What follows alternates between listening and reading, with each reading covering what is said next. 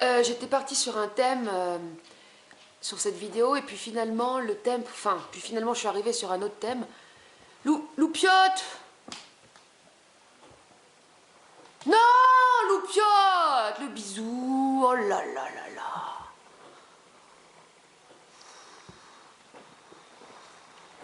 Toi tu te gênes pas, t'en as rien à foutre, hein. Ah bah oui, et alors? Tu profites que je suis à terre! Voilà, couche, là, couchez, Loupiote. Et alors?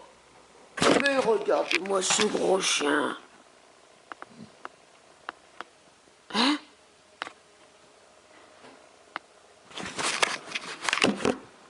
Ben oui, t'es un bon gros chien, une bonne grosse bête. Reste là couché. Bon, elle, c'est son moyen de communiquer. Trop mignon quand elle fait son petit truc avec la papate. C'est son moyen de communiquer, c'est ça. Oui, en fait, le thème de cette vidéo, c'est encore une fois communiquer avec soi-même, entrer en communication avec soi-même. Entrer en communication avec soi-même, c'est ce qui ouvre les portes du savoir. Connais-toi toi-même et tu connaîtras l'univers et les dieux. Communique avec toi-même et toutes les portes du savoir et toutes les portes te seront ouvertes. J'insiste, hein, parce que il faut être précis sur certaines choses. Communiquer avec soi. Vous voyez, le problème dans la psychanalyse, c'est que les gens, ils croient qu'ils communiquent avec eux-mêmes parce que ils réfléchissent. C'est-à-dire, en gros, voilà, ils vont identifier leurs problèmes et ils vont passer leur temps à réfléchir sur leurs problèmes et à tenter de l'analyser, de le décortiquer. Erreur! Erreur! Tu sors pas de l'enfer en nourrissant l'enfer. Tu sors pas de ton problème en nourrissant la réflexion. Tu trouveras rien. Tu peux passer 40 ans de ta vie à réfléchir. Pourquoi j'ai un problème avec ça? Alors ça veut dire parce que ma mère, elle m'a dit ça, mais alors mon père, il a dit ça. Et en fait, tu vois, par rapport à ci, à là, ça va nulle part. Ça va nulle part. Il faut toucher à quoi? À la matière traumatique. La matière traumatique, c'est de la douleur. D'accord? C'est à ça qu'il faut aller voir. Et quand tu communiques avec toi-même, tu communiques avec des entités, avec des poches de non-parole, avec des poches de douleur. C'est avec ça que tu rentres en communication. Donc, dans la communication réelle, tu vas, avec toi-même, tu vas pouvoir changer de place. C'est-à-dire que tu vas communiquer avec des parties de toi et tu vas te mettre à la place des différentes parties. Tu vas pouvoir communiquer avec une partie de toi du passé et te mettre à la place du toi dans le passé pour aller pouvoir libérer justement la matière traumatique qui est restée contenue. C'est ça la communication et c'est ça qui est totalement nouveau. Et c'est ça qui va être transformateur, qui va justement transmuter de la douleur, transmuter de la matière noire, transmuter de la matière traumatique. C'est cette capacité de changer de place et de se réimprégner comme si vous vous réintroduisiez dans, en fait, la poche de douleur. Ça fait un petit peu peur au début. Ça fait un petit peu peur. Quand tu as passé ta vie à te blinder, à être dans ce mode d'autodéfense, dans ce mode de super contrôle par la réflexion, tout ça, c'est flippant. Et tu sais pas où tu t'embarques. Mais c'est ça qui est bien aussi. Ça qui est bon, c'est de pas savoir où tu t'embarques, quoi. C'est l'aventura.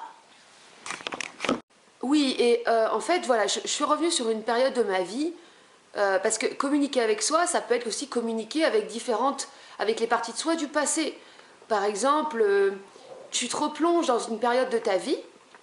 Alors ça, c'est un truc que j'avais fait avec une personne il y a 1 an, parce que j'arrêtais pas de rêver à quelqu'un que j'avais connu, et j'essaie de comprendre pourquoi je rêvais tous les jours de cette personne. Que je rêvais à cette personne, je rêvais de cette personne. Et donc j'avais appelé quelqu'un qui m'avait dit, bah voilà, beaucoup de gens ont cette approche aujourd'hui, remets-toi dans cette période, remets-toi dans la période où tu étais à cette époque-là, et exprime ce que cette personne-là était pour toi, incarnée pour toi à cette époque. Et ensuite, dis-lui ce que tu aurais aimé lui dire. Parce que, en fait, il y a une obsession quand il y a un non-dit, encore une fois. Quand il y a eu une difficulté de parler, une difficulté de dire des choses, quoi. En fait, c'est pas compliqué, hein. Et voilà, et là, donc, par exemple, donc j'avais une période dans ma vie où, comme je vais vous en parler juste après, en fait, j'avais créé des personnages, comme un romancier qui crée des personnages, sauf que moi, c'était des artistes imaginaires, des artistes fictifs. Et en fait, j'avais un plan, c'était de leur donner une existence, sans révéler que c'était moi qui les avais créés. Et en gros, c'était pour... l'objectif de base, c'était pour tourner en dérision la starification de l'artiste et la facilité avec laquelle on se crée justement une existence fictive au travers d'un personnage, et que justement les artistes aujourd'hui ne font plus que ça. C'est-à-dire qu'ils disent plus rien, ils ne sortent rien d'eux-mêmes en fait, ils se construisent un personnage, ils se construisent une façade pour un idéal en fait, et faire une critique en fait de l'industrialisation de la culture. Mais ça c'était mon objectif de base, mais en fait ça on s'en fout, c'est pas intéressant. C'est fou. Alors, franchement, faire une critique de ci, de là, ça révélait bien que j'avais des frustrations, parce que celui qui est dans la critique, il est frustré, quoi. Par contre, ce qui était intéressant, c'est que justement, avec la création de ces personnages, j'étais en train d'établir une communication avec moi-même, avec différentes parties de moi.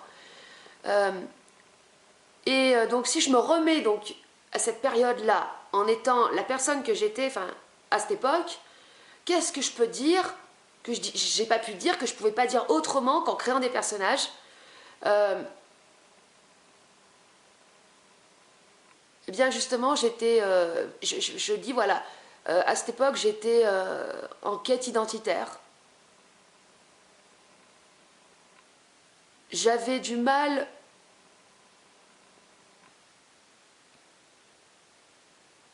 j'avais aucun retour sur moi-même, j'avais aucune conscience de moi-même, je m'embarquais, la vie me faisait peur, pas forcément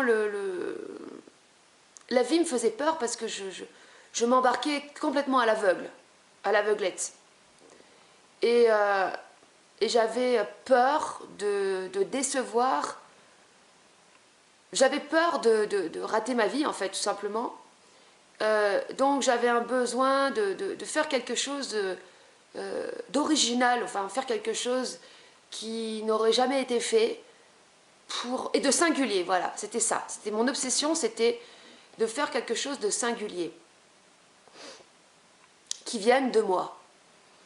Et justement, j'ai un autre truc aussi, dans la relation des parents à leur enfant, il est très important qu'un parent valorise son enfant, valorise ce qu'il fait, ses initiatives et tout, mais qu'est-ce que le parent doit valoriser dans l'enfant? Ce qu'il entreprend par lui-même, ce qu'il réalise lui-même, ce qu'il prend le risque de réaliser et d'entreprendre par lui-même. Et là où ça peut être dangereux, pervers en fait, la valorisation d'un adulte, c'est quand l'orgueil du parent se reflète dans l'enfant. Et bien souvent c'est ça qui se passe, parce que le parent a une relation avec son enfant par rapport à tout ce qu'il n'a pas réussi à être. Donc il va projeter un espèce d'idéal et il va le valoriser de manière orgueilleuse, et c'est ainsi que l'enfant va devenir orgueilleux et vaniteux. Moi j'avais par exemple une période comme ça où quand j'étais petite, je me rappelle très très bien, en fait je mettais des robes qui tournent, des jupes qui tournent, et j'allais faire tourner mes jupes devant les maîtresses de banc des maîtresses de la maternelle. Il y avait 3 femmes, et j'allais me mettre devant elles et je tournais ma jupe, et en fait je voulais qu'elles me disent waouh, elle est belle ta jupe, ou waouh, tu sais bien tourner. Et la maîtresse de l'époque, elle avait contacté ma mère pour lui dire je crois votre fille elle a un problème, c'est bizarre, elle joue pas avec les autres et elle vient faire tourner sa jupe devant nous. En fait, j'étais dans une forme de séduction, quelque part, de l'adulte. J'avais un besoin d'approbation.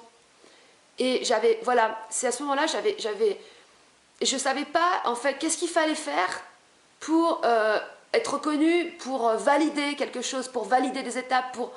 Je voulais que l'adulte me renvoie, enfin me dise qu'est-ce que je dois faire, qu'est-ce qui est bien de faire, qu'est-ce qu'il faut faire.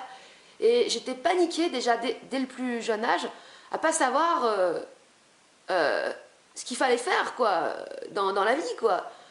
Donc on me disait, bah, tu veux faire quoi plus tard? Je disais, astronaute. Comme ça, moi, hors système, hors truc, hors machin. Astronaute, voilà, il échappe à tous il échappe au système, au radar. Et donc voilà, aujourd'hui, je peux être aussi à la place du parent et dire mon propre enfant, enfin, aller en fait le voir à chaque fois qu'il est en train de réaliser quelque chose par lui-même, exemple, un dessin, exemple, une idée qu'il peut avoir, ou une question qu'il peut poser, une question, comme cette question que j'avais posée à ma grand-mère, pourquoi les hommes ont-ils inventé Dieu? Là, je me retrouve à ce moment-là, et en tant qu'adulte, je dis à l'enfant, déjà, je trouve que ta question est très pertinente et très intéressante. Je te félicite pour cette question. Ça, c'est une bonne question à poser. Soit c'est intelligent, soit c'est intéressant. Voilà, je leur ai dit ça. Quand je fais... Parce que sinon, voilà, l'enfant, ça devient une loupiote. Ça devient un chien qui veut toujours l'affection, l'attention, l'approbation. Loupiote, couche-toi! Parce qu'elle l'a pas eu, cette approbation, quand elle était... je l'ai adoptée, et quand elle était chiot,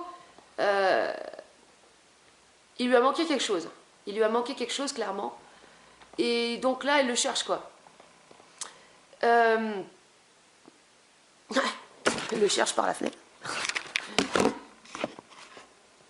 Donc, c'est tout ce que l'enfant va entreprendre, tout ce qui va être de l'ordre de la singularité, de la spécificité. Et bien souvent, c'est tout l'inverse qui se passe, parce que l'enfant est valorisé quand il fait bien quelque chose, bien un exercice, quand il répond bien à ce qui était demandé. Ah, t'as bien réalisé, là t'as fait un dessin bien droit, t'as fait bien comme il faut, t'as reproduit, t'es rentré dans le cadre, t'es rentré dans le moule. Et ça, c'est d'une souffrance terrible, parce qu'en fait, l'être ne peut pas s'exprimer. L'être, c'est que de la singularité. C'est à la fois ce qu'on est, c'est une singularité et quelque chose d'universel. On est les deux aspects. Mais on a cet aspect aussi de cette singularité. Et quand elle ne peut pas être reconnue, bien, elle est en souffrance, cette part-là de nous. D'originalité. L'originalité, ça veut dire quoi?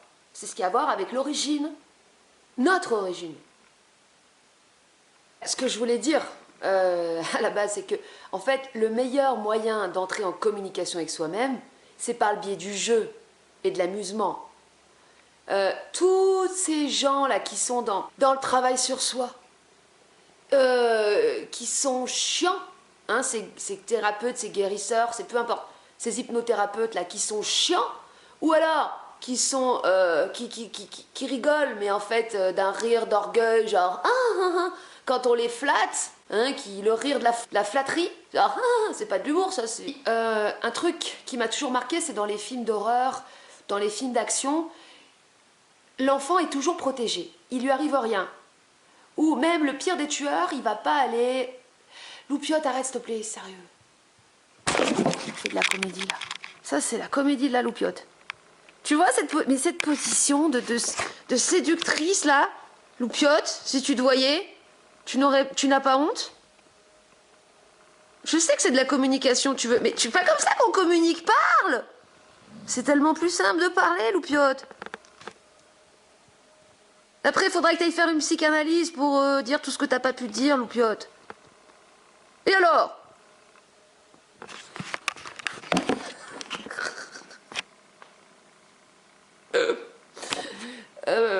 Il arrive rien parce que l'enfant est protégé. Pourquoi? Pourquoi on dit que l'enfant c'est un être divin, tout ça, c'est un ange? Parce qu'il n'y a pas encore en lui le virus. Il n'y a pas encore cette matière noire. Il n'y a pas encore ce qui va justement attirer dans sa vie les emmerdes. Mais ça arrive assez tôt. Et aussi un truc, l'émotionnel. Ah, je ferai une vidéo spéciale sur qu'est-ce que ça veut dire vibrer. Qu'est-ce que ça veut dire je me sens vibrer par rapport justement au fait d'avoir des perturbations émotionnelles, parce que c'est pas du tout la même chose. En fait, l'émotionnel, c'est, par exemple, quand tu ressens de la tristesse ou de la colère ou n'importe quelle émotion, c'est une remontée de matière noire. Une émotion, c'est une remontée de matière noire dans le corps, donc de matière traumatique, qui crée une perturbation. Et souvent, les gens confondent le fait de se sentir vibrer avec le fait d'avoir des émotions. Donc tu vas voir un film, genre tu vas voir Titanic, tu vois, Leonardo DiCaprio il meurt congelé, et là tu pleures, et là tu te dis ce film a fait vibrer. Non, il t'a pas fait vibrer, il t'a fait remonter, il t'a créé une perturbation émotionnelle par le biais d'une remontée de ta matière noire. Et moi c'est pour ça que j'ai focus toute mon attention sur la colère, parce que la colère c'est la seule émotion, c'est celle qui est mise vraiment au rang des émotions les plus négatives, alors que c'est la seule qui peut t'amener une transformation. Les autres, la joie, bon bah la joie, la joie tu transformes rien dans la joie. La tristesse t'entretient, la peur t'entretient ta matière noire. Il n'y a que la colère qui peut amener quelque chose, un mouvement. Donc je parlais, oui, de l'importance du jeu. Le jeu, c'est ce qui va justement faire chier notre adulte en nous, notre adulte psychorigide, qui croit que le jeu c'est une perte de temps ou bien c'est uniquement réservé pour le divertissement, alors que le jeu c'est le moyen de contact numéro 1 avec soi-même, avec son enfant intérieur. Il y avait un truc, donc posez-vous la question, hein, qu'est-ce que vous adoriez faire quand vous étiez enfant? Ah oui, aussi un autre truc par rapport à l'alimentation, parce que là ils sont tous ces hippies, non, enfin j'ai rien contre les hippies. Je mens là, quand je dis j'ai rien contre, c'est du mensonge déjà, qui sont là à dire qu'il faut manger ci, manger là. Ils ne se rendent pas compte qu'ils nourrissent un espèce de psychorigidisme hyper destructeur. Repensez au plat, le plat qui vous procurait le plus de plaisir quand vous étiez enfant.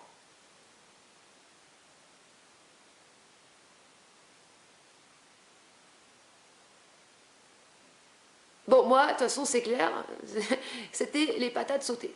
Même pas les frites, hein, les patates sautées, les petites pommes de terre à la poêle. Et parce que ça, c'est un moyen de contact aussi. La nourriture, l'essence. Bah, c'est comme dans la Madeleine de Proust. Hein. Et des fois, c'est des trucs qui sont... Ben oui, qui n'ont rien à voir avec ce qui est censé être sain à manger. Mais ouais, mais qu'est-ce qui est sain? Ce qui te ramène à l'enfance, c'est sain en tant que tel. Et il y avait moi aussi un autre truc, c'était les insultes. Les insultes. Alors, surtout que j'ai un lien particulier avec l'insulte du fait que mon nom signifie en vieux français insulte, justement. Ça ne veut pas dire uniquement ça, ça a d'autres significations, mais ça a aussi cette signification-là. Et donc, quand j'étais enfant, je me rappelle très bien d'une fois où j'avais supplié mon père jusqu'à l'épuisement. Et ça arrivait souvent que je le supplie pour qu'il me dise une insulte, qu'il me révèle une insulte. La première fois, il m'avait dit merde, mais du coup, bah, c'était... La première insulte que j'ai eue, que j'ai pu connaître, c'était merde, j'étais contente. Mais il y a eu une fois où là, ça a été genre, pour moi, ça a été comme, si vous voulez, c'était comme si on me donnait... c'est comme si on donnait à... je sais pas... c'est comme si tu recevais plein d'argent d'un coup. Tu vois, l'enfant, quand il s'en fout de l'argent, il cherche autre chose. Et là, moi, j'étais hyper contente. Là, pour moi, c'était genre génial. Donc, je l'avais fait chier. Je lui ai dit, s'il te plaît, donne-moi une insulte, dis-moi une insulte, dis-moi une insulte. Je veux connaître une nouvelle insulte, je veux connaître. Le parent, il voulait pas. Parce que c'est pas comme ça qu'on élève son enfant. Hein. On veut lui apprendre les bonnes manières. Et je lui ai tellement fait chier qu'à un moment donné, il a dit, bon, d'accord. Et c'est le moment, je me rappelle, hein, putain, c'est gravé dans ma mémoire. Et là, il a dit, putain. Et là, j'ai fait, putain. Et après, c'était parti. Je disais putain tout le temps, et même que j'ai retrouvé des lettres que j'écrivais quand j'étais petite à mes meilleurs amis. il y avait des putains à toutes les lignes, à toutes les phrases. Le putain, c'était à la fois... Maloucha, merde! C'est comme le jour où on m'a appris à faire le bras d'honneur, parce qu'avant je le faisais comme ça, je faisais double bras d'honneur. On m'a dit non, c'est comme ça. Bon là, j'étais super contente, mais le putain, c'était encore plus puissant parce que c'est une force de frappe vibratoire. Une insulte, c'est une force de frappe vibratoire. C'est un truc qui fait que l'enfant, qui peut dire putain, il a de l'autorité, c'est plus juste un petit enfant soumis, en fait. Il a une arme, il peut se défendre avec un putain. Avec un putain, tu peux montrer qui tu es quand quelqu'un te fait chier. Donc, c'est comme si on m'avait donné un flingue, en fait. Et ben, j'étais trop contente. Et aujourd'hui, en fait, je réalise que l'insulte, c'est ce qui, au niveau énergétique, au niveau vibratoire, va le plus canaliser d'énergie. L'insulte est un canalisateur d'énergie. Donc, en fait, c'est pour ça que, finalement, quand tu te retrouves emmerdé par la bestiole de quelqu'un, hein, qui cherche à te rabaisser, qui cherche juste à t'emmener dans nulle part, dans la merde, en fait, qui a rien, qui veut juste qui n'a pas de projet, hein. Une bestiole, ça n'a pas de projet, ça veut juste faire chier, et ça n'a pas de solution. Ça voudrait que tu te fasses chier toi aussi, que tu te renies toi-même, et que tu te prennes pour une merde, voilà. Donc, quand comme il y a une bestiole comme ça qui veut rentrer sur ce mode-là avec toi, ben moi, j'ai plus que les insultes. En fait, il y a plus que ça pour, en fait, créer une sorte de... comment dire, de réénergisation de la bestiole. Et mon insulte préférée, aujourd'hui, je me suis posé la question, quelle est mon insulte préférée de toutes? Et celle qui me met le plus en joie, celle qui fait le plus vibrer, là pour le coup, vibrer mon enfant intérieur. Donc c'est pas juste de l'émotionnel qui remonte, là c'est vraiment de la vie. Vibrer, c'est lié à la vie. Quand tu vibres, tu te sens vivant, voilà. C'est sac à merde. Sac à merde. mais sac à merde, mais ça me fait rire à chaque fois. Et j'ai cette image de Gérard Jugnot, je crois que c'est dans Les Bronzés, mais je suis pas sûre, où à un moment donné il hurle sur une voix très aiguë, avec comme une voix de trouille qu'on dégorge. Mais qu'est-ce que c'est de la sac à merde? Non, je crois que c'est dans Le Père Noël est une ordure.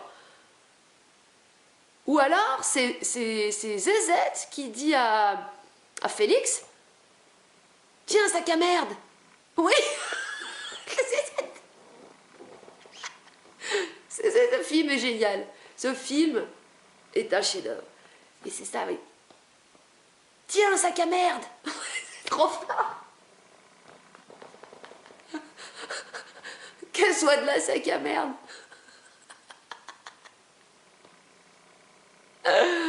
Oh, c'est divin. Vous voyez, par exemple, c'est un bonbon. C'est pas bon pour la santé. Bah oui, mais quand je mange ça, ça me reconnecte à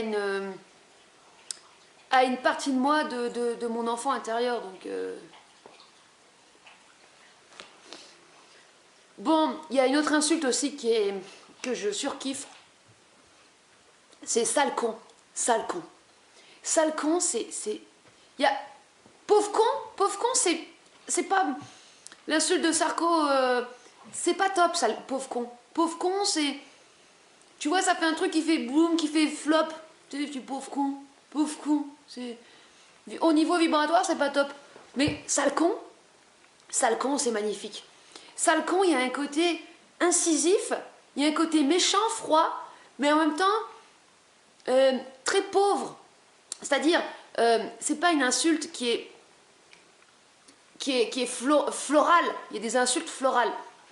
Là, c'est très épuré et c'est très percutant. En même temps, c'est très drôle, sale con. Puis c'est affectueux, enfin je veux dire, il n'y a rien de plus affectueux qu'une insulte. Hein. Quand les gens sont poussés à bout, et ils en viennent aux insultes, c'est qu'il y a de la colère et donc qu'il y a une volonté de passer d'un état à un autre.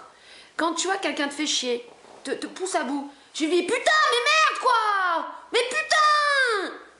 Tu veux un changement? Et par l'insulte, tu canalises en fait de l'énergie destructrice, créatrice pour amener cette transformation dans la relation. Et en général, ce qui va se passer, c'est que l'autre va te dire « Oh mais qu'est-ce que t'es vulgaire !» Parce que la bestiole, elle cherche justement, encore une fois, à rabaisser l'autre. Et une fois, on était au Pérou avec mon compagnon. Et on était allé voir un mec qui était là depuis un mois et qui était en train de faire une cure d'ayahuasca. En fait, c'était un hippie. Et il se prenait pour Néo, il se prenait pour l'élu, parce qu'il avait fait une semaine d'ayahuasca, et ça y est, il croyait que, ça y est, il avait touché le soleil, le mec. Et donc, moi, j'arrive et tout, et voilà, je commence à parler, mais je savais pas, c'était à l'époque où justement, j'étais une moitié d'eux. Mais j'étais là, je savais pas trop qui j'étais, je savais pas trop comment me positionner, alors bon, bah, je parlais, voilà, et je dis, oh putain, j'ai trouvé une araignée dans ma tente là, mais elle était comme ça, oh là là, putain, comment j'ai eu la trouille, comment j'étais, voilà. Et le mec, il m'écoutait en silence, mais en fait, c'est la bestiole qui scanne comme ça, pour savoir où elle va pouvoir attaquer. Alors que l'araignée, elle m'avait pas attaqué, hein, du tout, hein, l'araignée, que dalle. Et donc, il m'écoute et tout, et il n'interagissait pas. Ça, c'est pas bon signe d'ailleurs, les gens qui t'écoutent sans interagir comme ça, tu vois. Ils attendent le. Et on est parti sur autre chose, parce que mon compagnon partait d'autre chose. Et il a attendu un moment où, justement, c'était propice pour qu'il puisse attaquer, et il me sort. Tu vois, je trouve que les femmes comme toi, qui sont aussi vulgaires que toi, qui utilisent des putains à toutes les phrases, elles sont pas dignes d'être. Qu'est-ce qu'il m'a sorti? Genre, elles sont pas dignes d'être des femmes, elles renient leur féminin sacré. C'est ça qui m'a sorti. Elles renient leur féminin sacré. Putain, à cette époque-là, comme je me connaissais pas moi-même et tout, je me suis dit, merde, putain, c'est vrai. Oh merde, putain, c'est vrai. Merde, je suis vulgaire et tout. Oh là là, je sais pas parler, je suis inconsciente, je fais pas gaffe et tout. Et du coup, pareil, bah là, j'ai rien dit, j'ai pris sur moi. Et là, aujourd'hui, là, maintenant, je peux lui parler au gars. Et je peux lui dire, mais gros sac à merde, tu crois que t'as touché le soleil parce que t'as fait une semaine d'ayahuasca? Mais je vais te le faire bouffer, ton bol, moi. Je vais te le faire bouffer. C'est pas l'ayahuasca que tu vas avaler, c'est ton putain de bol en bois. Je vais te le faire avaler par le trou du cul, voilà. Je vais te le faire avaler par le trou du cul. Je vais t'apprendre ce que c'est que le féminin sacré. Fétichiste de la forme. Tu comprends rien à l'énergie, gros sac à merde. Ton orgueil est devenu si monstrueux que bah t'as de la chance que j'ai pas de répartie là.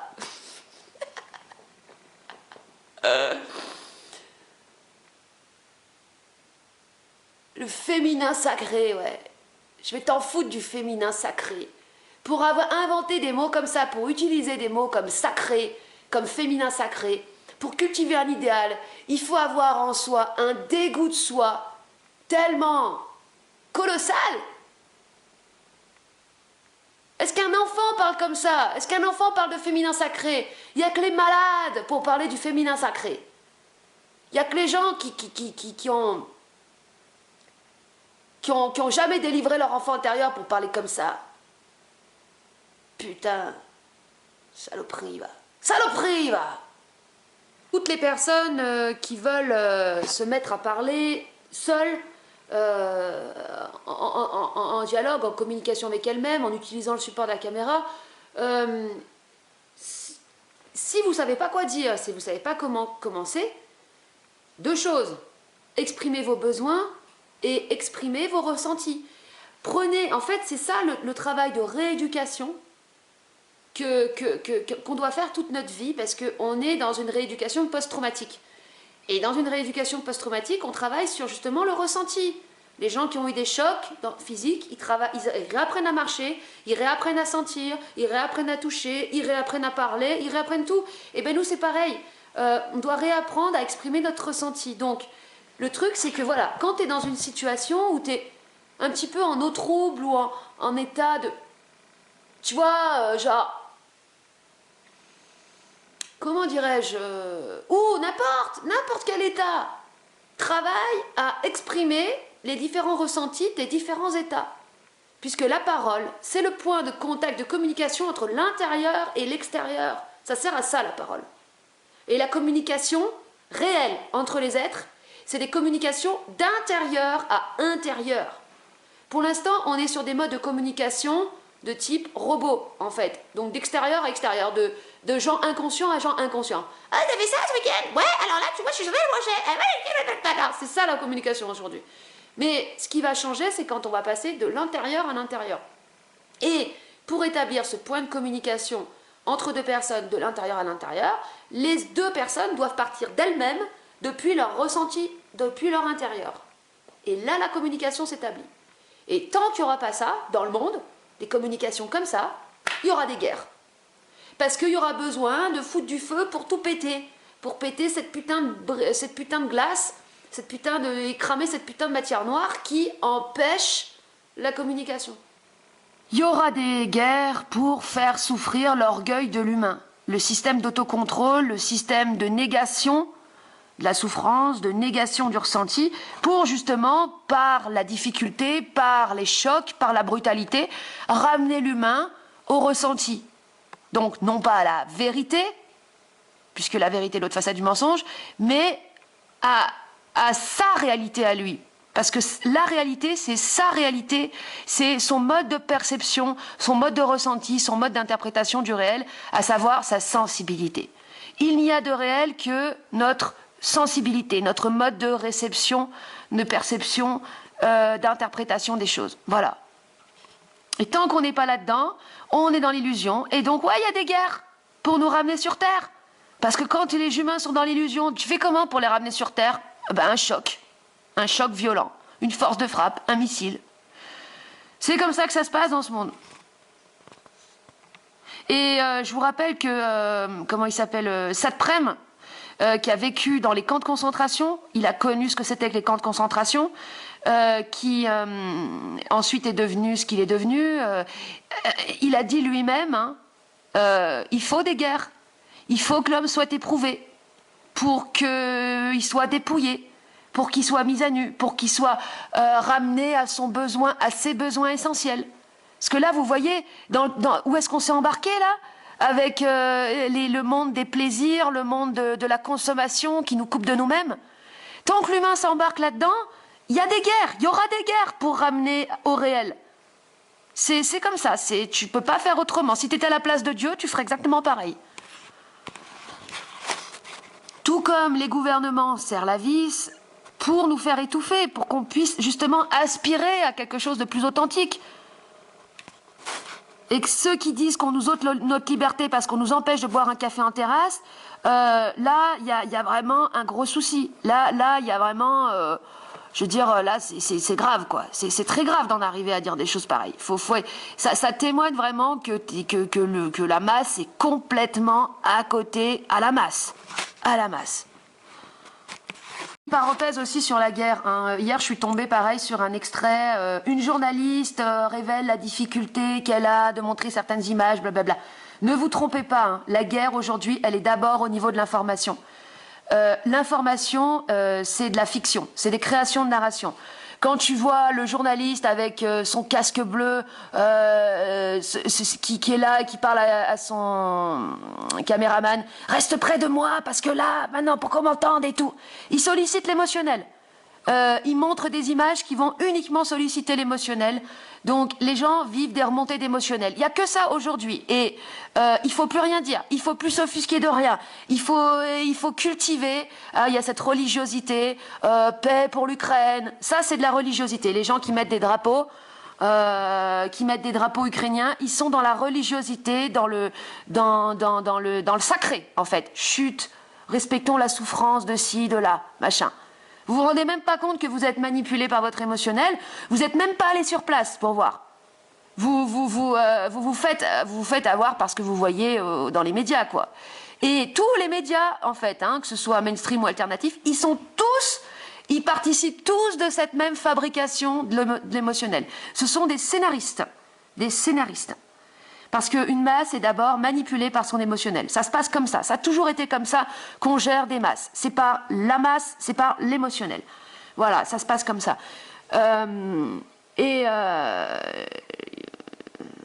Certes, il pourra y avoir... Parce que là, j'ai écouté Jacques Attali qui parle de la famine. comment les prix vont augmenter parce que la Chine va bloquer les approvisionnements, tout ça. Bon, c'est sûr qu'il va y avoir des trucs et tout, mais de toute façon, ils pourront pas faire que ce soit trop fort, ces famines et ces crises, parce que comme les pays sont tous interdépendants les uns des autres, ce sera juste ce qu'il faut pour établir le nouveau gouvernement mondial. Mais et en fait, là, ce qui va se passer, enfin bon, c'est comment je vois les choses, c'est comme ils vont pas pouvoir faire une crise économique trop forte, parce que tous les pays sont interdépendants, donc la Chine, elle va pas se foutre trop dans la merde, c'est qu'ils vont superposer, en fait, les problèmes. Donc ils vont mettre un petit peu de pandémie. Quand on dit qu'ils vont superposer les problèmes, ça veut dire ils vont superposer l'instrumentalisation par le biais de l'émotionnel des problèmes. Donc ils vont superposer au niveau narratif, au niveau des scénarios, les différents trucs. Ils vont mettre de la pandémie, de la crise économique, de la crise sanitaire, de la crise des réfugiés, des réfugiés. Ils vont nous faire le bouquet final. Voilà, c'est ça. Là, on est à la fin du film de l'Armageddon, comme faisait remarquer Julien. Et là, il y a tout. Puis il y aura peut-être aussi des extraterrestres, hein, pourquoi pas.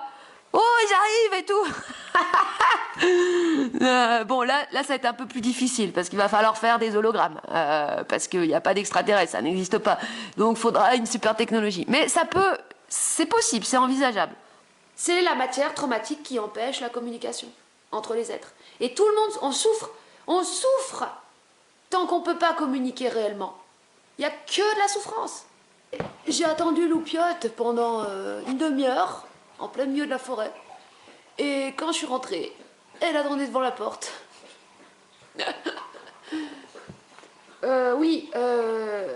Donc toujours par rapport à cette histoire de communication avec les différentes parties de soi,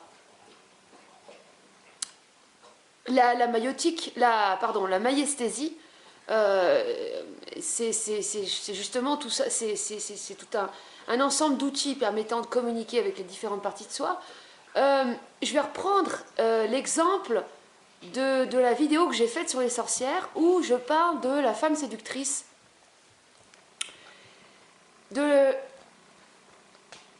Voilà une femme séductrice, voilà une chienne séductrice, Loupiote. Et alors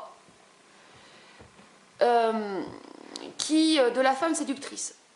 Alors, la femme séductrice, moi, comment je l'aperçois? Qu'est-ce que ça évoque pour moi? C'est le genre de femme qui s'habille de manière assez distinguée, assez classe, sobre, mais toujours avec un petit élément, un petit truc pour attirer l'attention. Alors, soit ça va être une veste avec une couleur vive, genre du orange, du rouge, ou un petit bijou, un petit truc, ou du rouge à lèvres, genre un petit rouge à lèvres rouge, voilà le truc ça, mais avec le magnétisme de la couleur qui attire, ou un petit bijou, un machin comme ça.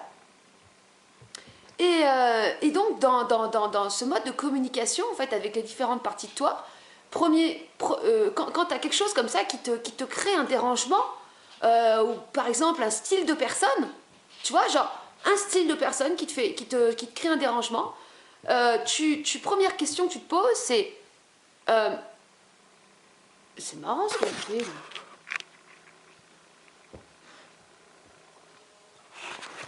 Le canapé, c'est devenu son canapé. C'est plus le mien, c'est le sien. Elle dort sur le canapé, c'est son espace. Oui, tu sais que t'es un bon gros chien. Et quand elle m'a vu arriver, mais genre, pour elle, c'était genre, oh, je suis sauvée. Elle osait même pas rentrer dans la maison, elle attendait que j'arrive. C'est fou, hein? Ce besoin d'approbation du chien, comme ça, mais c'est marrant ce qu'elle fait. Parce que le chien, vu qu'il n'a pas de conscience de lui-même, il développe de la conscience par rapport à l'humain. De toute façon, c'est toujours par rapport à quelque chose. C'est le plus motivé, hein, quand même, à développer de la conscience. C'est-à-dire que le chat, il parle, mais le chien, il est quand même tellement proche de l'humain que c'est le plus motivé à développer de la conscience. Donc voilà, tu te mets face à... T'imagines que tu es face à une personne, le type de personne que tu es un peu dans le pif ou qui te crée des réactions. Et tu vas décrire comment tu te sens par rapport à cette personne. Qu'est-ce que cette personne, elle te crée? Alors moi, par exemple, la femme séductrice, elle va me créer une sorte d'agacement, d'envie de grogner, d'envie de lui enlever ses attributs séducteurs extérieurs. J'ai envie de lui enlever, quoi. Voilà, une sensation d'agacement.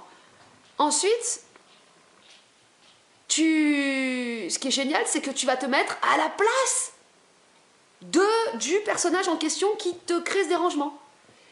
En fait, c'est comme si tu ouvrais le ventre. Moi, je vois ça comme ça. C'est comme si tu pouvais ouvrir le ventre de ton entité, du truc de la partie en toi là qui est pas encore bien réintégrée, tu vois. Et elle prend la forme de la personne qui t'énerve, justement. Et comment tu lui ouvres le ventre?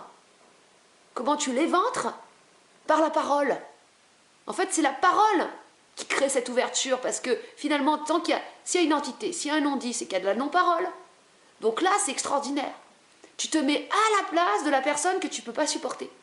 Donc là, moi, je me mets à la place de cette femme séductrice là qui s'habille classe, distinguée, classe, mais toujours avec un petit élément pour attirer l'attention.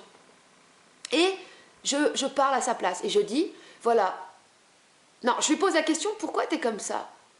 J'imagine, je suis un enfant et je lui pose la question, pourquoi tu es comme ça? Pourquoi tu... Ça fait penser au film dans La Belle Verte, là, quand il y a Colin Serrault qui demande à la femme avec pourquoi elle a du rouge à lèvres dans son sac. Et voilà, la femme, elle dit, c'est pour qu'on me remarque, c'est pour qu'on puisse me reconnaître, pour avoir de la reconnaissance. Parce que j'en ai manqué, j'ai manqué de reconnaissance. J'ai besoin qu'on me remarque, voilà, tout simplement.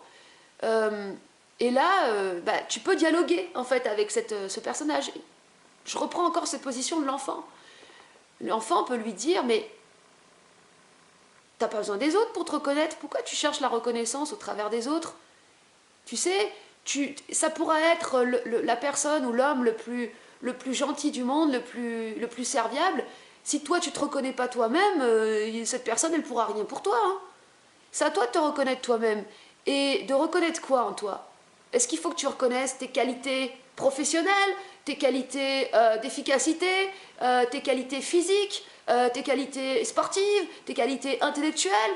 Non, c'est pas ces qualités extérieures, c'est tes qualités d'être que tu dois reconnaître. Et c'est quoi ta qualité d'être?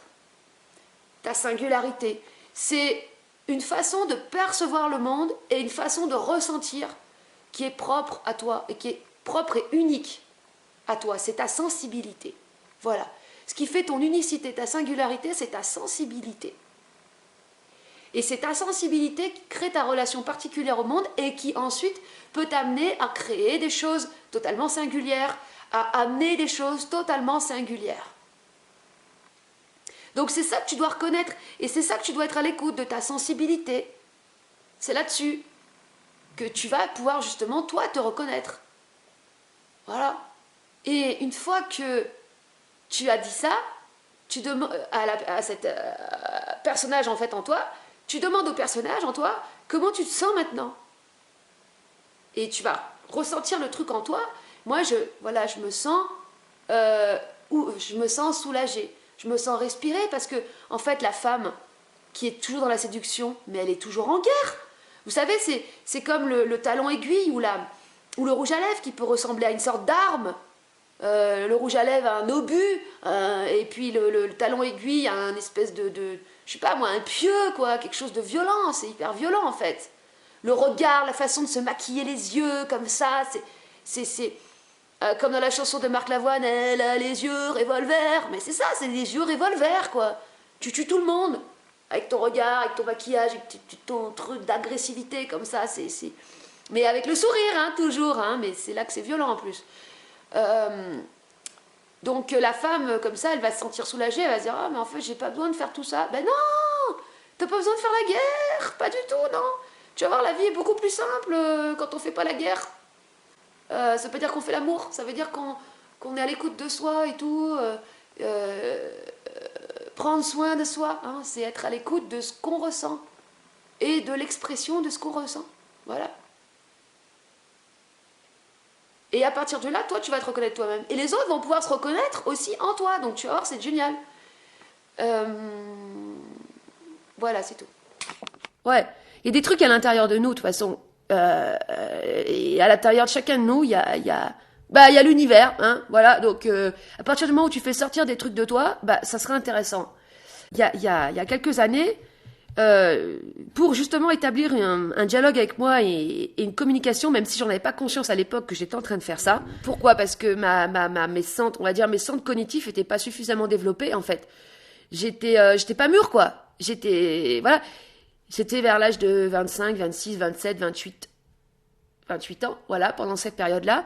J'ai créé des personnages, j'appelais des artistes fictifs, et donc je leur avais inventé un nom, une origine, et une histoire, et aussi un travail artistique. Et ça peut être, encore une fois, un super moyen d'entrer en communication avec soi, c'est-à-dire de faire comme font les écrivains. C'est voilà, sans réfléchir, hein, encore une fois, c'est bien sûr, c'est des choses c'est des exercices où il faut pas réfléchir, hein. En tout cas, moi, mon cas, c'est que je réfléchissais pas, je me laissais, comment dirais-je, je laissais le truc venir, quoi. Donc, tu inventes un nom, tu trouves une origine d'un personnage, où il vient de la planète. Ça peut être aussi un personnage qui vient d'une autre époque. Tu lui inventes une histoire. Et voilà, et c'est une partie de toi, enfin forcément ça viendra de toi, avec une partie avec laquelle tu vas pouvoir entrer en dialogue. Et donc, je vais vous la faire rapidos. Moi, j'avais mon personnage là, le premier qui me vient, celui qui était le plus important, c'était Fatou Samb. Et Fatou Samb, c'était une artiste sénégalaise, une femme qui avait mon âge. Donc, elle était très proche de moi, en fait. Elle me ressemblait. Et donc, je lui avais inventé une histoire et je faisais je faisais des œuvres d'art qui étaient censées être les œuvres de Fatou Samb. Je viens de retrouver le site internet que j'avais fait pour Fatou Samb. Enfin, en fait, j'avais fait un site internet pour chaque artiste. J'étais vraiment allée loin dans mon délire. Là, je suis sur le site de Fatou Samb. Donc, il y a un texte de Cynthia Morel. Et Cynthia Morel, c'était aussi un personnage, c'était la critique d'art qui expliquait le travail des artistes fictifs. Vous voyez un peu le délire. Rencontre avec Fatou, la vraie question. Vous avez raison, l'art africain n'existe... Mon ami Clifford. Il faudrait que je le relise. C'est... Oh là là là là là là. Ouh, aïe, aïe, aïe, aïe, aïe, aïe, j'ai oublié tout ça. Hein. Oh la vache. Alors, je l'avais inventé aussi des amis. En fait, j'avais embarqué dans un univers, quoi, complètement parallèle. Et à un moment donné, elle arrivait en France. Oh, aïe, aïe. Trouver son chemin. Compostelle. J'avais pas encore fait Compostelle à l'époque. La coquille du pèlerin. Oh là là, mais c'est génial. En fait, en nous, il y a des trésors. À partir du moment où tu fais sortir de trucs de toi, c'est des trésors, de toute façon. Alors, attendez, je vais voir s'il n'y aurait pas une photo, parce que c'est important d'avoir la photo.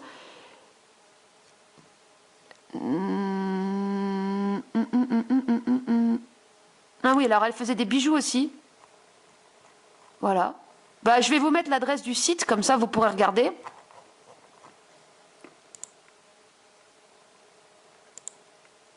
Photographie. Oui, là, il y a des trucs... ouais, bon. On s'en fout. Bon, bref. Je voulais trouver une photo, parce que j'avais une photo... Non, mais j'en ai pas. Je n'en avais pas mis là-dessus. Parce que j'avais trouvé une photo d'une meuf sur Internet, hein, et c'était devenu elle, quoi. C'est vraiment encore une fois, là c'est le truc, ça n'a pas enregistré, c'est pas grave. Ce que je disais, c'est que, voilà, donc en nous, en chacun de nous, il y a un savoir, il y a des trésors, et notre histoire personnelle est un point d'entrée à l'universel. C'est-à-dire qu'en fait, dans tout individu, dans son histoire personnelle, il y a quelque chose qui a trait à l'universel. Et quand tu touches à l'universel, justement, tu peux te décoller, te désidentifier de ton histoire personnelle. Et c'est quand tu touches à l'universel que justement ton expérience, ton vécu et ta souffrance deviennent ce savoir, en fait, deviennent ce trésor. Voilà. Donc oui, moi, j'ai un lien avec le golem, hein, la création, le golem, le lien avec mon nom, Ahmès, et le mythe du golem. Bon, bref, je ne vais pas revenir là-dessus parce que j'en ai déjà parlé plusieurs fois. Oui, le personnage, donc cette vidéo, ça parle du personnage, parce que je crée des personnages fictifs. C'est très intéressant, ce personnage qu'on se crée, ou cet orgueil, en fait, ou cette existence sociale fictive, parce que, en fait, un personnage, c'est un idéal. C'est-à-dire que ça se crée sur la base de ce que tu n'arrives pas à être. Et moi, c'était vraiment le cas, par exemple, de Fatou Samb, qui, pour moi, incarnait l'artiste sénégalaise, qui est bien dans sa peau. Pour moi, c'est incarner ça, c'est-à-dire la femme qui est bien dans sa peau, qui s'assume telle qu'elle est, qui assume tout d'elle, ses origines, son apparence, son travail artistique, qui en plus était quand même, attendez, je vais vous montrer, sculpture, qui étaient des trucs assez repoussants en tant que tels. Là, on voit une espèce de truc, bon, avec une tête de mort, une espèce d'extraterrestre qui lève les bras, qui fait flipper. C'est des grands mannequins, ils faisaient flipper. C'était taille humaine, ça faisait, voilà. Bon, il y a que ça, en fait. Et elle assumait complètement, en fait. L'aspect repoussant de ce qu'elle faisait, c'était totalement assumé, quoi. Et tous ces personnages que j'avais créés, ils étaient dans la décomplexion totale. Donc, je les avais créés parce que moi-même, j'arrivais pas à m'assumer. Il y avait des aspects de moi qui me faisaient honte, quoi. Donc, encore une fois, c'est intéressant d'entrer en communication avec ça, parce que ce que tu n'arrives pas à être, ça t'en dit sur tes hontes, tes regrets, tes blessures, tout ça, toutes ces zones d'ombre. Ensuite, j'avais Pablo Alvarez. Tout le monde me disait, mais t'as mal choisi ton nom, on dirait un revendeur de drogue.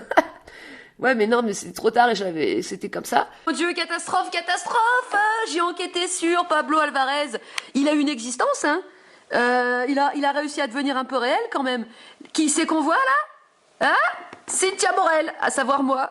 Dans la peau de Cynthia Morel. Tout le monde croyait, donc on avait fait une exposition avec une amie à moi, et en fait, tout le monde croyait au vernissage que j'étais Cynthia Morel, la critique d'art, qui parlait du travail de Pablo Alvarez, qui n'était pas là, parce que machin, truc. Mais une fois, on avait fait une expo où il était là. Donc, j'avais demandé à un jeune homme qui était d'origine justement d'Amérique du Sud, mais en fait, il n'était pas chilien, il était argentin. Du coup, il était argentin, il n'avait pas du tout l'accent chilien. Il avait l'accent argentin, mais comme les gens, ils s'en foutaient, ils voyaient pas les subtilités, on avait réussi à passer à travers. Mais bon, en même temps, il y avait que des potes à moi à l'expo, alors tout le monde le savait, de toute façon, c'était biaisé le truc. Là, je suis en train de cliquer. Les peintres du mois de décembre 2013. Nevers. À Noël, j'ai pas bien lu le truc, et le mec qui m'avait interviewé pour ce petit journal là, il y croyait à mon histoire, hein, que j'étais Cynthia Morel et que c'était un Chilien. Putain, j'avais réussi à mentir, parce qu'habituellement, moi, je suis nulle en comédie. Bah, finalement, j'avais réussi. Alors, regardez ce qu'il avait écrit. Un premier événement autour de Pablo Alvarez, artiste chilien, amoureux de la cité ducale, au point d'en évoquer l'histoire médiévale, avec de modernes blasons de tissus reprenant l'esthétique et les couleurs du Moyen-Âge. Mais les contemporains pensent toujours plus loin que leur création ne le montre, et le couturier évoque aussi Buren et ses colonnes. Ah oui, parce qu'on avait fait une... Mais il avait rien compris! C'était pas Buren! C'était Toroni! C'était un artiste qui connaissait... Bon bref, on s'en branle. Et c'est Richard III d'Angleterre. Ah oui, parce que Iron Maiden et son lettrage gothique fondu dans un néo... chevaleresque qui ne renierait pas une œuvre d'héroïque fantasy. Le Chilien était au Chili pour les fêtes. Alors c'est un genre de porte-parole a expliqué l'art et la démarche de son ami. Oh putain. Et attendez, oui, parce qu'il avait fait une bannière à côté des toilettes, c'était écrit en C'était écrit avec des langues, avec des écritures, un peu gothiques à l'ancienne. My Kingdom for a Condom. Ouais, c'était un lieu à Nevers. C'était un lieu, bon, je sais même pas s'il existe encore. Et j'avais fait une bannière en fait qui s'appelait Nevers Forever avec écrit en typographie heavy metal. Parce que Pablo Alvarez, il était vraiment dans le métissage culturel à donf, quoi. Et je vais voir si j'arrive à retrouver un site internet, parce que bien sûr, je lui avais fait son site internet. Alors, Pablo Alvarez, non, bah là... Voilà, là on a des photos, là. Profil, alors... Putain, et c'est facile, vous voyez, de faire une existence fictive de quelqu'un. Pablo, ah, on y est. Il y a quand même des trucs, hein. Somewhere over the rainbow. En fait, moi j'étais déjà en train de m'intéresser aux trucs bizarres, au contrôle mental et tout, et à la dissociation de personnalité, tout ça. Et donc son travail était vraiment inspiré de ça. Et là, on a le site internet. Putain, je m'étais bien amusée là. J'avais Esculturas. Comme je parle pas un mot d'espagnol, je tapais dans Google Traduction tous les mots en Esculturas. Ropa, ça veut dire vêtements. Mind control. Bon, il y avait un peu de l'anglais aussi. Esculturas. C'était du tissu, collage digital. Eh bien le site, hein. C'était un site avec Wix. Là. Wix, c'est génial pour faire des sites. C'est trop bien. Collage. Ah oui, une croix gammée. Ça, c'est une croix gammée en papillon monarque.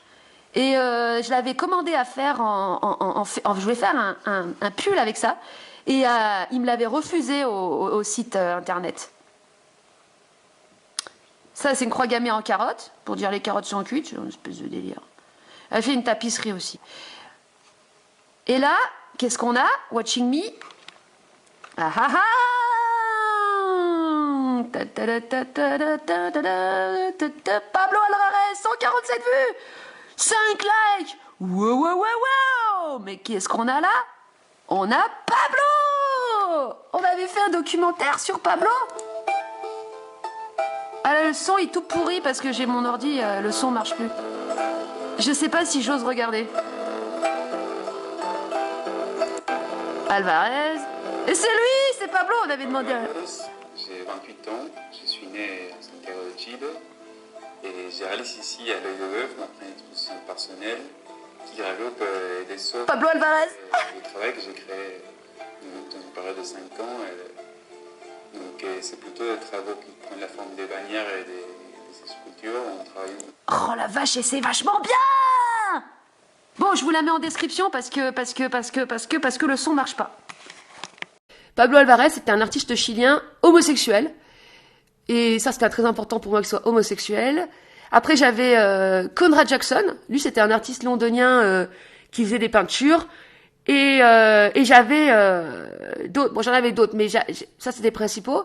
Et j'avais Dominique Ricordati. Alors, Dominique Ricordati, c'était un artiste suisse, d'origine suisse-italien, et qui faisait des peintures abstraites qui représentaient des logos, parce qu'il y a un lien très fort des Suisses avec le design et le logo d'entreprise et tout ça, et donc design, publicité, et sa première peinture, c'était... Ah oui, je vais juste faire un truc sur Fatou Samb. En fait, tous ces personnages, c'était justement des personnages, c'est-à-dire que c'était des parties de moi, mais j'ai envie de dire en mieux, c'est-à-dire en exagéré, en saturé. Fatou Samb, c'était la femme qui était comment dire, parfaitement bien dans sa peau en fait, qui s'assumait totalement. Pablo Alvarez aussi. En fait, c'était que des personnages qui s'assumaient d'une certaine manière parce que moi j'arrivais pas à m'assumer en fait. Donc c'était en fait, ça a été un support temporaire qui m'a permis de m'accepter. Alors, donc Dominique Ricordati, et donc la première peinture qu'il avait fait, ça peut paraître inintéressant, mais vous allez voir, c'est intéressant parce que c'était donc un logo, c'était une peinture comme ça avec un vide, donc simplement un cercle avec 2 couleurs. C'était rouge et jaune. Et en décembre 2021, eh bien, je sais pas pourquoi, mais alors je sais pas pourquoi, j'ai eu envie de repeindre cette peinture.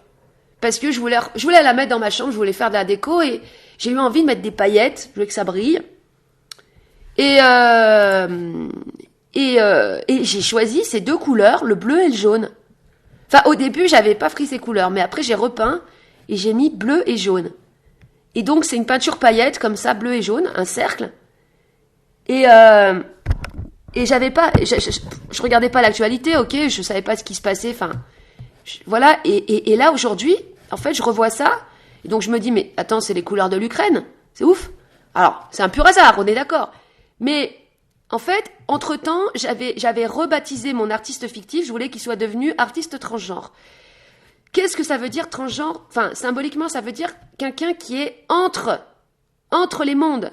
Le transgenre, hein, ou le transsexuel, il est entre, le transgenre entre les genres. Ça veut d'abord dire ça, transgenre, au final. Ça veut pas dire que il est tel genre. C'est qu'il est entre. Comme le transsexuel, il est entre le masculin, le féminin. Et j'aime beaucoup, moi, tout ce qui est enfin, tout ce qui commence par trans. Transformation, transcendance, transdimensionnel, voilà. Et donc, et voilà. Et en fait, au final, là, je regarde ça et je me dis, mais attends, c'est vachement intéressant parce que finalement, l'Ukraine, c'est un pays qui est transfrontalier. Puisqu'en Ukraine, on a à la fois des territoires qui sont plus, avec des gens qui sont plus pro-russes, ou russes, enfin, et d'autres plus européens. Et Macron, dans son discours là qu'il a fait sur la crise ukrainienne, il parle en disant il faut que la Russie réalise qu'elle est européenne. Donc, on retrouve cette volonté d'un bloc de vouloir avaler l'autre bloc. Ah oui, et d'ailleurs, aussi petite précision, dans son dialogue, dans son discours, il dit à un moment donné il n'y a pas ceci, cela. Il n'y a pas des troupes de l'OTAN en Ukraine. Non. Quand quelqu'un utilise le négatif, ça veut dire le positif. Dans ce monde, ça fonctionne comme ça. Ça veut dire que, en fait, il est dans le négationnisme pour ne pas dire que, en fait, il doit dire qu'il y a bien des troupes de l'OTAN en Ukraine. C'est-à-dire que il sait parler. En fait, quand tu t'adresses aux masses, tu t'adresses à l'inconscience. Donc, quand tu t'adresses à l'inconscient, quand tu dis le négatif, c'est quand tu disais le positif. Donc, indirectement, c'est comme s'il avait avoué qu'il y avait des troupes de l'OTAN en Ukraine. Et que, en fait, son but, c'était que, enfin, avec, on va dire, et qu'il a dit, il n'y a pas d'opposition entre la Russie, la Chine et l'Occident. Ça veut dire, oui, il y a bien une opposition. Et il veut que, en fait, enfin, il veut, en tant que représentant de l'Occident, enfin, c'est pas le seul, mais en tout cas, c'est un des représentants, il a dit voilà qu'il voulait que la Russie reconnaisse son européanisme et soit englobée dans le bloc occidental. Ce que refusera bien sûr Poutine. En fait, il va y avoir encore, enfin, c'est pas des prédictions, mais c'est un état de fait que il y a une opposition entre les deux blocs parce que il y a un conflit et ce conflit, c'est ça qui crée justement la connexion entre les deux blocs. Parce qu'il y a l'énergie du feu. Et là, on va arriver, le conflit va durer, en fait, tant que les deux blocs ne seront pas stabilisés, c'est-à-dire ne seront pas réellement à armes égales. Donc là, on est vraiment sur un équilibrage des forces, qui va précéder la fusion dans le gouvernement mondial. Vous savez, Poutine a été photographié avec Bush à l'époque, enfin, Bush, hein, c'est lui le symbole du gouvernement mondial, hein, c'est celui qui en a parlé le plus officiellement, Bush père, hein, en 1991, en août 1991, qui a inauguré le nouvel ordre mondial. Voilà, le nouvel machin. Donc oui, on a des photos de Bush avec Poutine, avec tous les autres chefs d'État, ils sont tous avec putain, ils sont habillés, mais oh là là, mais au secours, mais ils ont pas peur du ridicule, hein, sérieux, hein. Ils ont des robes violettes, des grandes robes violettes avec des écussons dessus. Donc ils appartiennent tous au même club, hein. C'est des costumes de club. Donc ils sont tous, ils bossent tous pour la même chose, hein. C'est pas des nationalistes, hein, en tant que tels. Hein. Enfin, ils sont nationalistes du gouvernement mondial, si on veut. Mais en même temps, ils s'en branlent. Enfin, c'est juste des acteurs, en fait. C'est juste des fonctionnaires, j'ai envie de dire. C'est des fonctionnaires. Non, il faut pas oublier que Macron, c'est un fonctionnaire. Hein. C'est pas un libéral. Hein. C'est pas pareil. C'est un fonctionnaire de... Bon, alors... Il bosse pas à son compte, quoi. Il bosse pour un fonctionnaire. Il bosse pour un État. Donc là, l'État est en train de... Enfin, le grand État, c'est le gouvernement mondial et les pays, les nations sont en train d'être englobées. Mais ça fait longtemps. Parce que ça se joue au niveau économique, en fait. Cette guerre, c'est au niveau économique. C'est cet englobement des nations. Ça fait depuis combien de temps qu'on nous parle de la crise ?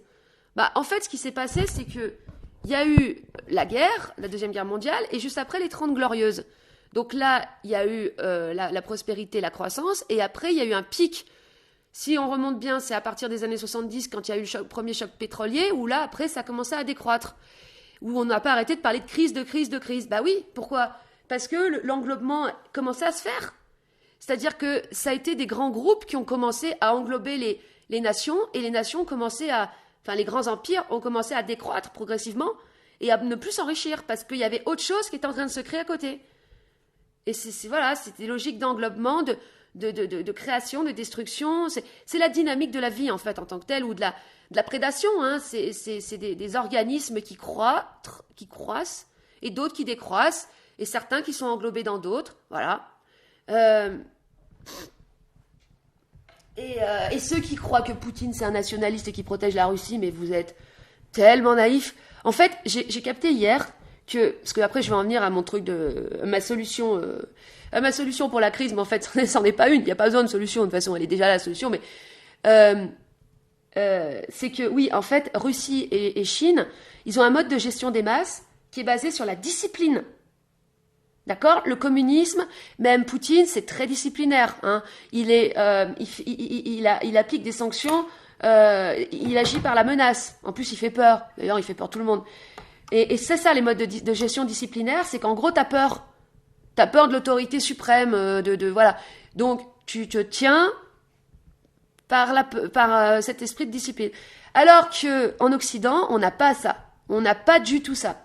Nous, on a un mode de gestion des masses qui est basé, comme je disais, sur les loisirs, mais vraiment sur le divertissement, sur le plaisir. Voilà, sur le plaisir. Pas uniquement les loisirs, mais le plaisir. Donc, on se croit libre parce que on est dans le plaisir. Le plaisir ne rend pas libre. J'ai envie de dire, c'est le travail qui rend libre. Arbeit macht frei. Non, c'est de l'humour, bien sûr. Non. Le plaisir, il n'y a rien de plus aliénant que le plaisir. En fait, il y a une confusion entre le plaisir et les besoins. C'est pour ça d'ailleurs qu'on dit il y a les 7 péchés capitaux, la luxure, le ci, le là. En fait, on pourrait dire il y a comme péché le plaisir. Parce que le plaisir, ça nourrit tes bestioles. Ça nourrit tes démons, ça t'anesthésie. En fait, le seul problème du plaisir, c'est que ça génère de l'anesthésie et de l'orgueil aussi. Parce que les gens qui vivent pour leur plaisir, en fait... ils sont coupés des autres, ils sont dans un monde fictif, en fait. Ils sont déracinés. Ils sont déracinés totalement. Et donc, ils ne sont plus à l'écoute de leurs ressentis et de leurs besoins. Alors, le but, c'est d'accomplir ces besoins. C'est pour ça aussi, quand je parlais de l'argent, de la relation à l'argent, l'argent sert un besoin. Si tu commences à prendre de l'argent alors que tu n'en as pas besoin, c'est là que tu pars en freestyle, en couille.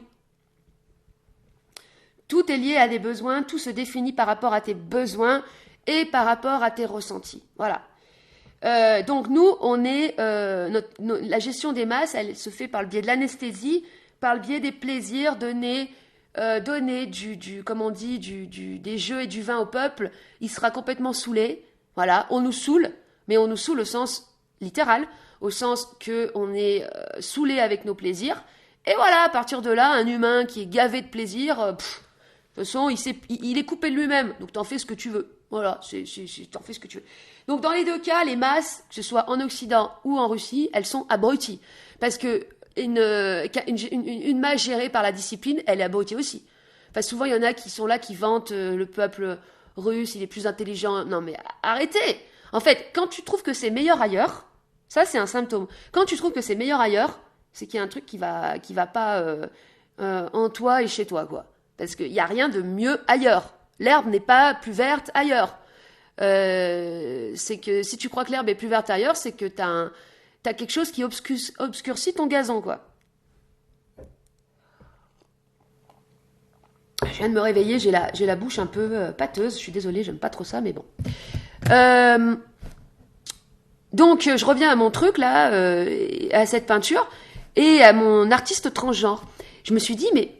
Parce qu'ils sont en train de se battre, mais faussement, hein. Ils font semblant de se battre, hein, on est d'accord. D'ailleurs, par rapport à cette crise ukrainienne, moi j'ai vu le clip de campagne de Macron, il est absolument parfait. Oh là là, putain. Aïe aïe aïe, quand j'ai vu ça, j'ai fait, mais putain, mais l'agence de com, ils sont forts. Ils sont très très forts. Quand tu vois les autres candidats à côté, mais ils sont tellement ringards. Pécresse avec ses vieilles affiches des années 50, là, mais qui fait des affiches comme ça aujourd'hui, même Marine Le Pen, elle fait pas des affiches aussi ringardes que celles de Pécresse, quoi. Tu sais, genre en mode à l'ancienne, elle est là, elle lève les bras. Oui, bravo, génial, on va gagner. Mais vous êtes en mode Télétobis, tu sais. Mais non, il faut aller vers le réel, vers quelque chose de réel. Et là, l'agence de com de Macron, mais tu vois leur supériorité sur les autres. Je crois que, en fait, de toutes les campagnes de com, c'est la meilleure qui soit, pour l'instant. Ils ont fait, en fait, un truc en mode série, d'accord ? Déjà, c'est super comme idée. Et ils ont fait un clip qui n'est pas un clip de campagne. Ils ont pris une caméra embarquée, donc ça veut dire une caméra qui bouge, une caméra tenue à l'épaule. Et ils l'ont filmé au travail. En gros, ça veut dire le mec, tu vois, il n'a pas le temps de faire la campagne parce qu'il bosse, lui, tu vois.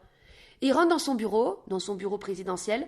Et déjà, t'es pas dans un bureau présidentiel. En fait, t'es dans le bureau de quelqu'un qui est au travail, mais en même temps, qui est dans le présent parce qu'il a des goûts. En fait, Macron, il a complètement changé la décoration de l'Élysée et il a fait un truc moderne.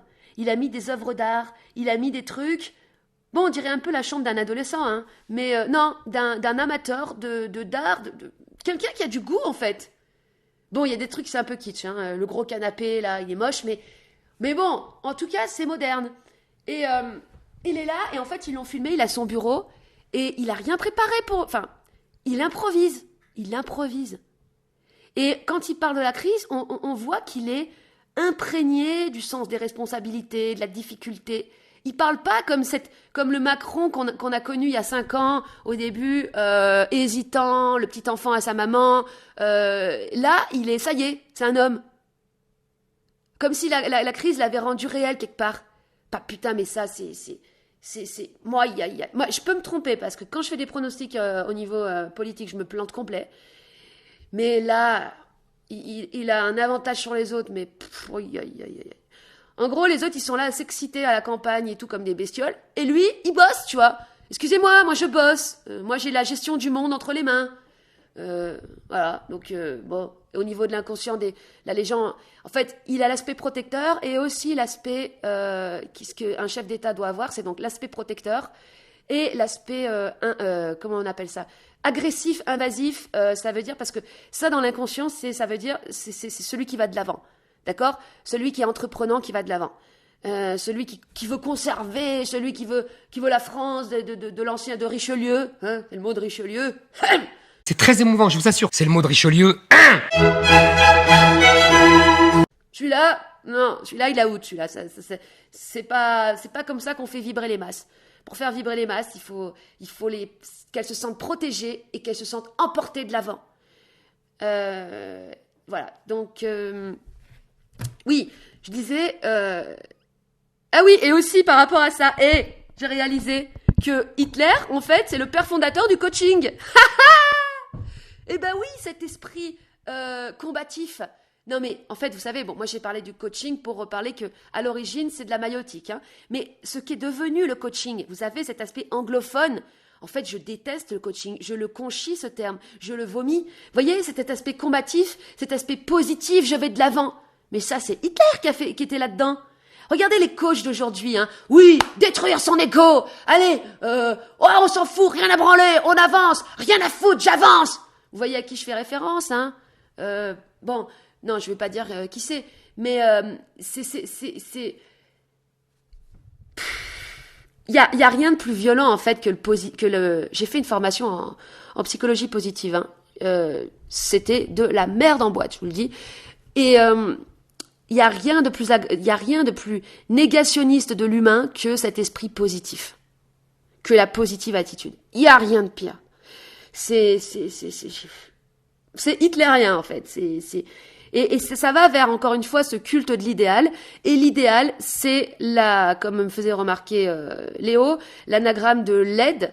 Eh bien, il n'y a rien de plus laid qu'un idéal parce que ça vise à cacher tout ce que tu n'arrives pas à être. Voilà. Et j'ai remarqué que dans la spiritualité, il y a plein de femmes qui se mettent à se teindre en blond, qui se font des coupes, mais en mode blond platine, hein. Blond platine, mais j'ai rien contre les blondes, d'ailleurs, moi je trouve qu'une femme blonde c'est très beau, enfin, de toute façon, femme, je vous aime, femme, vous êtes toutes belles, hein, et une blonde c'est magnifique, mais celles qui se teignent en blond platine, il y a un truc là, il y a un mort là, il y a un arien là, il y a un truc, il y a un grand blond, il y a un nordique, il y a un commandant acheteur de légumes là, qui veut communiquer, on dirait, hein. En tout cas, il y a un idéal, il y a quelque chose qui sent pas bon, qui sent le je veux cacher mon obscurité. Bon. Et d'ailleurs, dans le film aussi que j'ai vu, là, Hellboy, il y a une médium qui se trouve, elle est noire et en fait, elle a une perruque blonde, mais blonde platine. J'ai fait, ah, mais c'est intéressant. Et elle rentre en contact avec les morts et elle est avec les nazis. Elle est en communication avec les nazis qui veulent le pouvoir et elle fait revenir les morts pour que les morts rendent les nazis pour avoir du pouvoir. Enfin bon, délire total, quoi. En tant que tel, l'étude de la psychologie humaine, c'est vraiment ce qu'il y a de plus passionnant. C'est incroyable. Parce que ce que j'ai découvert, c'est qu'il y a des portes d'entrée entre ton histoire personnelle, ton inconscient et l'universel et l'inconscient de l'humanité. Et ce fameux acheteur commande, acheteur de légumes, là, le grand blond extraterrestre qui vient des étoiles, l'espèce de Christ blond, platine, le nordique, l'arien, voilà, avec des grands yeux bleus. Et les dents bien alignées, le sourire bright. En fait, c'est un Américain. C'est un Américain. Oh putain, c'est intéressant. C'est pas un Suédois, c'est un Américain. C'est-à-dire que c'est celui qui s'est fabriqué. Les Suédois, ils sont blonds nature. Enfin, voilà, ils n'ont pas choisi d'être blonds, quoi. Mais l'Américain, c'est celui qui va vraiment se teindre les cheveux. Enfin, la femme qui va se teindre les cheveux, qui va se créer de toutes pièces un personnage. Voilà. Eh bien, en fait, cet acheteur de légumes, c'est une entité, c'est un archétype qui structure l'inconscient du collectif. Donc, en fait, à partir du moment où un individu a lui-même eu un complexe d'impuissance, un besoin d'idéal, un besoin de se réfugier dans l'idéal, parce qu'il y a des choses en lui, de la douleur, hein, tout simplement, hein, qu'il n'a jamais voulu sortir. Excusez-moi, j'étais en train de manger en même temps. Eh bien, donc il va se réfugier dans un idéal et il va se brancher là-dessus. Il va se brancher sur l'archétype du blond. Du blond, avec les yeux bleus. Alors après, c'est vrai qu'il y a différents archétypes d'idéaux. Parce qu'il peut y avoir différents idéaux. Mais souvent, ça va être l'aspect blond, l'aspect... ou comme on a pu retrouver... Enfin, l'aspect, tout ce qui va... Oui, parce que le blond, ça renvoie à l'aspect lumineux, hein, c'est solaire. Le blond, c'est solaire. Donc, ça vise justement à cacher, voilà, cette obscurité. C'est ça qui est passionnant, c'est ces points d'ouverture entre le personnel et l'universel. Et comment, il y a des femmes, souvent des femmes, qui se mettent finalement à toutes se ressembler. Et à un moment donné, tu comprends pas, tu sais, elles étaient brunes ou châtains, tu vois, et elles deviennent blondes d'un coup, tu vois, blond platine d'un coup, tu vois, ou les cheveux bien lisses, en mode les mêmes coupes que les grands blonds, quoi, le dégradé, le... Tu dis, mais... Non, mais...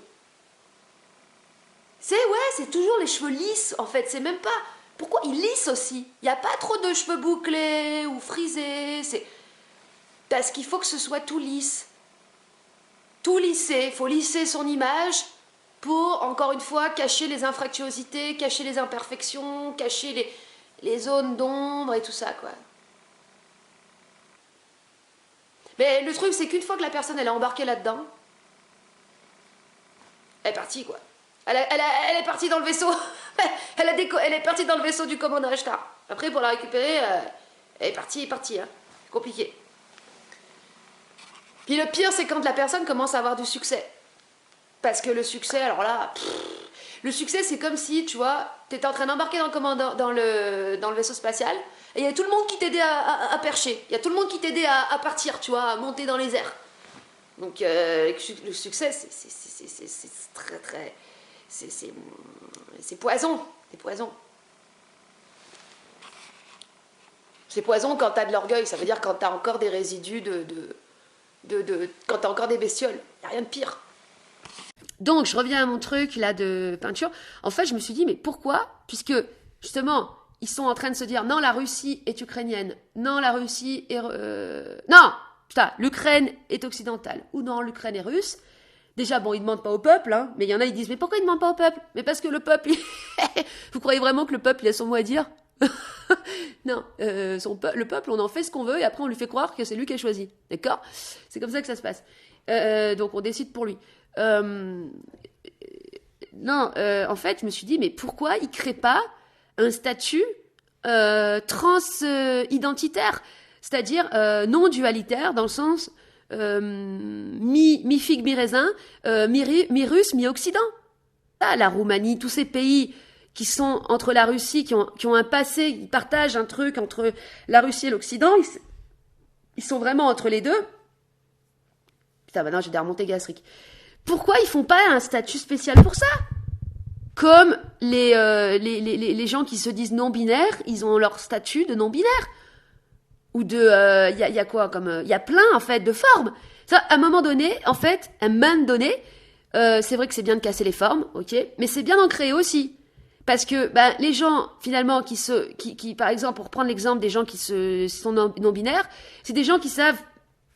Qui ont besoin de se définir comme ça, parce qu'avant, ils n'arrivaient pas à se définir, et donc il y avait une souffrance. Et quand ils se définissent comme ça, ça va mieux. Donc, quand on met une forme comme ça... non-binaire, trans, parce que c'est intéressant en fait. Justement, on retrouve à l'échelle planétaire cette dualité, cette opposition, et que justement, il y a besoin d'avoir une prémisse de non-dualité, de préfusion en fait, j'ai envie de dire. Et c'est l'Ukraine en fait qui incarne ça. Puis en plus, son drapeau, hein, le bleu, le jaune, on retrouve la dualité. Donc, voilà. Pourquoi on ne crée pas un statut spécial? Ça pourrait être l'oxyrus. L'oxyrus. T'es oxyrus. Ou bien un statut qui pourrait être délivré à plein de gens, qui serait, ou à plusieurs nations, qui seraient entre les mondes. Vraiment des pays frontaliers entre les mondes. Il y en a plein des pays frontaliers entre les mondes. En Amérique du Sud, il y a bien le Panama, ils sont entre le nord et le sud. Voilà. Et il y a quoi aussi Bon, la Suisse, ils sont carrément out de tout, donc de toute façon, ça compte pas. Qu'est-ce qu'il pourrait y avoir L'Alsace. Non, mais l'Alsace, c'est l'Alsace. Mais voilà, c'était une proposition. Un statut non, pas transfrontalier, transidentitaire. Non, transidentitaire. C'est très émouvant, je vous assure. C'est le mot de Richelieu.